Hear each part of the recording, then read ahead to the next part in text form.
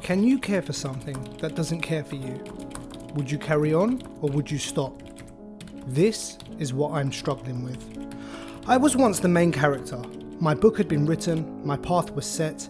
It seems the truth possessed the power to burn all my pages in front of my eyes and scatter the ashes right into the chaos, leaving me there, alone. I've never been a religious person, but I've always felt as though I was in the presence of something bigger.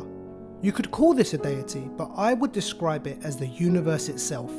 After all, I am conscious, I am part of the universe, and how can a part be more complex than the whole? The universe is everywhere.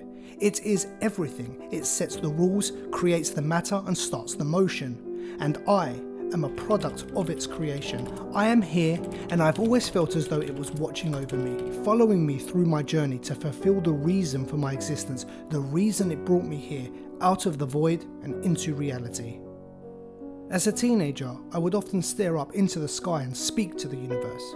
I never got a reply. There must be a reason, I thought. When I felt rejected, there must be a reason. When I failed an exam, there must be a reason. When I was bullied, there must be a reason. When I was lonely, crying in my bedroom, when I was scared, angry, worried, guilty, there must be a reason. Just be patient, there is a reason. My childhood wasn't the best. I suppose it wasn't the worst either. I never knew my father. All I had was my mother, and all she had was me. My mother would often fill my head with delusions of grandeur, telling me I was important, special, I was here for a purpose, the universe had big plans for my life. I believed it all, and I was proud. She would also tell me wonderful stories about my father, how he was strong, powerful, intelligent, loving and caring. I believed it all, and I was proud. I don't think any of it was true. My father was just a mediocre man. Lately, I doubt if he existed at all. You keep on asking me to explain the truth to you, but once you learn it, there's no going back. If you want to know, I will tell you, but you must face the consequences. This is your choice. The truth hit me when I was in my second year of university. Life was okay at the time. I had a group of friends, there were 5 of us. We met in halls and we were sharing a house together. They were a fun bunch, but only in small doses. Too much time with them and I would start to get stressed. They would often moan that I didn't go out with them enough or that I spent too much time in my room. I thought I gave them enough of my attention, sometimes too much. I was also a year into a relationship with Joanne, a girl I met at the student union one evening. She was a quiet girl, didn't really like doing much or saying much. I think that's what I liked about her. We could just stay in all day and all night, hardly say a word to each other, and she would be fine with it. She didn't expect or want anything more. I don't think I had strong feelings for her, it was just convenient. Studies were going okay. I wouldn't say I was the best student, but I was doing okay. To be honest, I liked the material I was studying, but I was always accused of being lazy. I, on the other hand, always felt I gave as much effort as I was meant to. Nonetheless, this was probably the best period of my life, the peak before the fall. I guess ignorance is bliss. We were coming to the end of the second year. It was a Wednesday morning and I had a meeting with my course tutor, Professor Albert. On the way to the meeting, I stopped to grab a coffee. I was in the queue and in front of me was a mother with her child.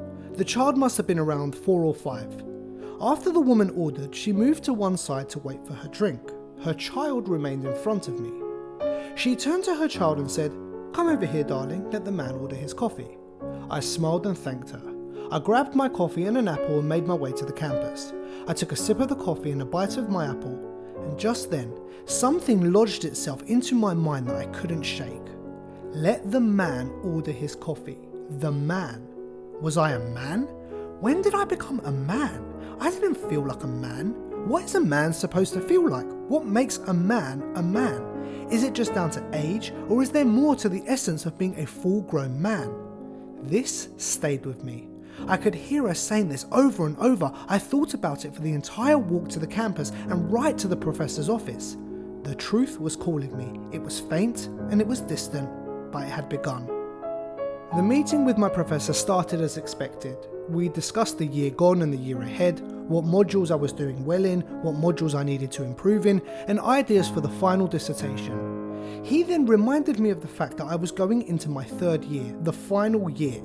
He asked the question that woke me up, the question that jolted my ignorant mind to discover that I was now at the start of another journey. What do you plan to do after you have finished your studies? What did I plan to do? Why had I not questioned this before? Every part of my life so far, I was a passenger in a car. I was being taken on a journey, and this whole time I was waiting to be delivered to my destination. But now, I was being told that I would soon have to get into the driving seat in order to carry on. There was just one huge problem. I had no idea where I was going. What next? The faint call was getting bolder. Why had I not asked myself this question? I tried to think, what did I think my life would look like? When I was a child, a teenager, last year, last week, how did I picture my life?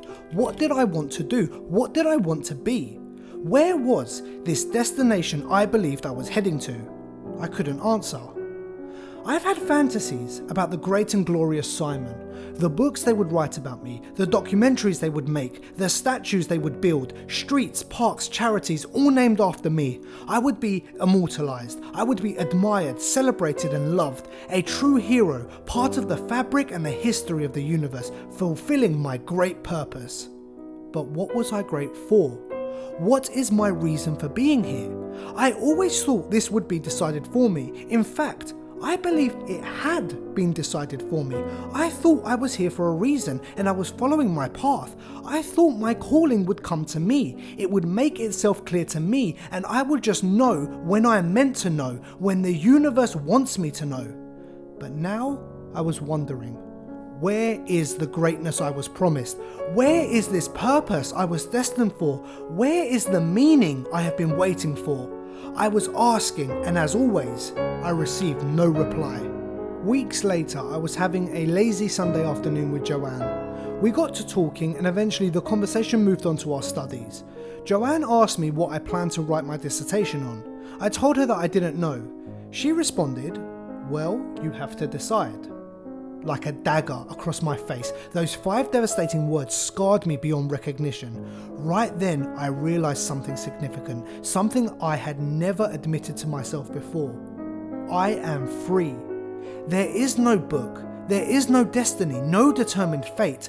I am free to decide. I must decide. I must act. It is all down to me and me alone.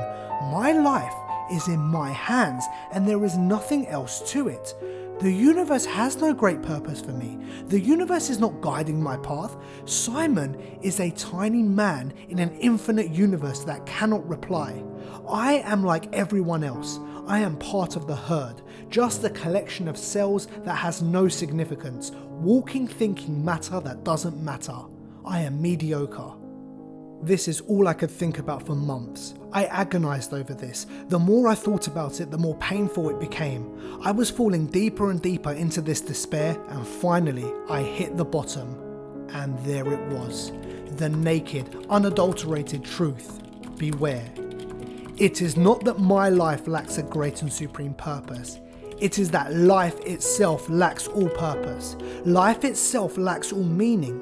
The universe never responds because it cannot respond. It has no rationale. It has no intention. It just is.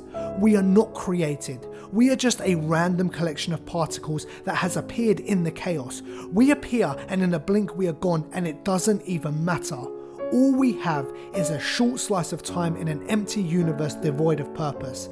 We are not here for a reason. Nothing is here for a reason. There is no objective meaning. There is no grand narrative. The search was over. I had finally found the truth and there was nothing there. This is it, and this is all it will ever be. There is nothing more to life. After I discovered this, I deteriorated. There is no point to anything, and so no point in doing anything.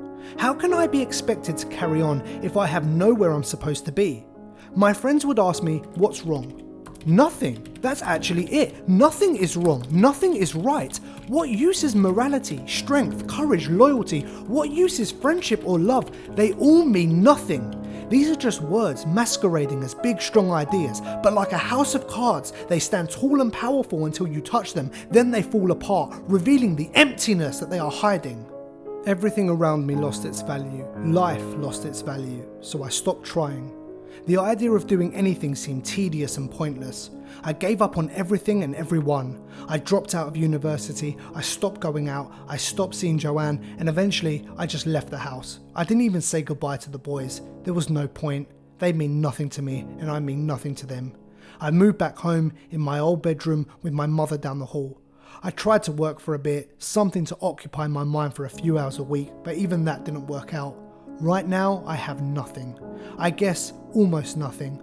I'm still holding on to the value of meaning. I can't drop it, and because I can't drop it, everything has lost its essence, and this is what hurts the most. Nothing matters.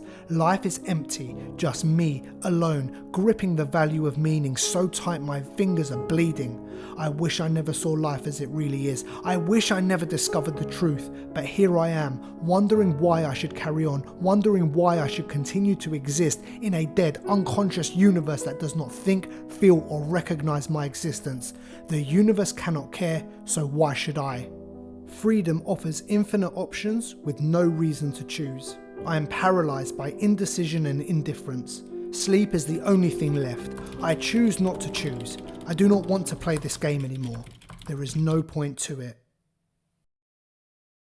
Thank you for listening to this reading from the book Requisite Release. If you would like to purchase a copy, please follow the links below to Amazon. The book is available worldwide as a paperback and as an ebook. All purchases really help this channel and we really appreciate it.